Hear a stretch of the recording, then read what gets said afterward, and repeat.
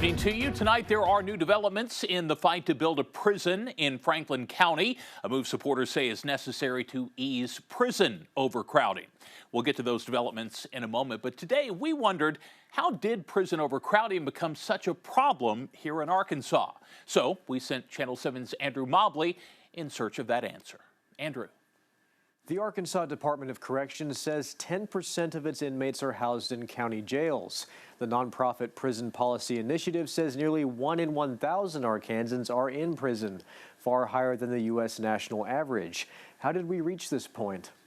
Molly Smith, an associate professor of criminal justice at the University of Arkansas at Little Rock, says that tough-on-crime policies beginning in the 90s as an answer to the drug epidemic have contributed to overcrowding nationwide and in Arkansas, which has among the highest rates of incarceration in the country. But many states haven't created the prison space necessary to take the increase in inmates caused by policy. You need to be able to scale with that, and I don't think that in general, not just Arkansas, but across the United States, we've necessarily scaled at the same time. Beyond that, truth in sentencing laws and what Smith calls a sparing use of Arkansas's overburdened parole system mean inmates stay in prison longer. We have pretty punitive sentencing laws here in Arkansas, and those are, sending people off to prison more frequently than they're not, and they're staying in longer. Smith says it's also easy for released inmates to mess up and find themselves back behind bars. Maybe too easy. We're also seeing a lot of offenders going into prison for technical violations on probation or parole.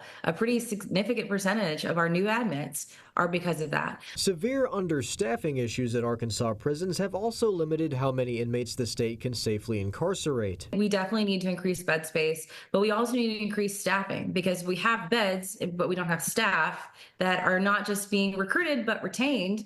Then we don't have anyone to, supervise offenders. At the heart of the issue is this: does prison rehabilitate people? If recidivism rates are anything to go by, it doesn't look like it. Smith and others believe the expansion of effective re-entry and rehab programs is essential to a long-term solution. An existing sentencing alternative to prison is specialty courts, which provide services and programs to get lower-level offenders with drug addictions or mental issues back on their feet and on a better track in life. I have seen it work, and I have seen folks that,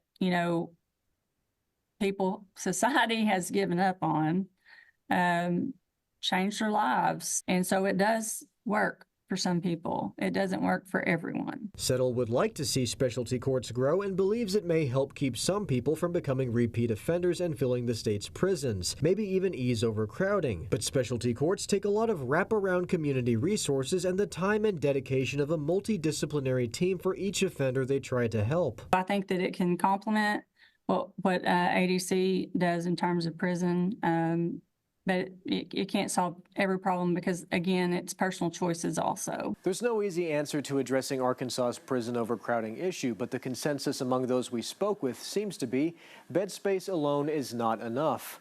On your side, I'm Andrew Mobley. Okay, Andrew, thank you. Well,